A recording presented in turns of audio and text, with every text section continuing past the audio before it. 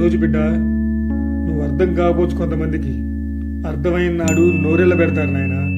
అమ్మా, కాలత చెందొద్దు. విశ్వాసం ఎంత గొప్పదో చూడండి. ఎంత సుదీర్ఘ నిరీక్షణ.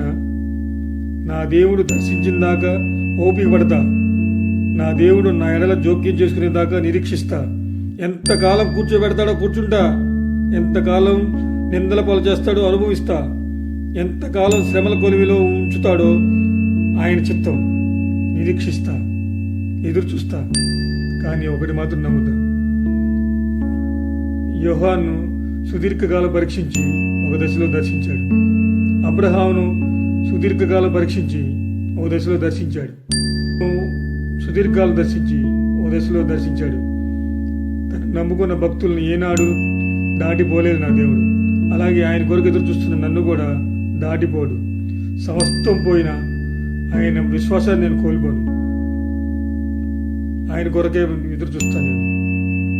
నేను వచ్చిందాకా ఎదురు చూస్తా, ఆయన నా కోసం కదిలిందాకా ఎదురు చూస్తా. నేను మాత్రం ఆ ప్రభు మీద విశ్వాసం కోల్పోను. సమస్తం పోయినా ఆయన నన్ను వదిలిపెట్టను.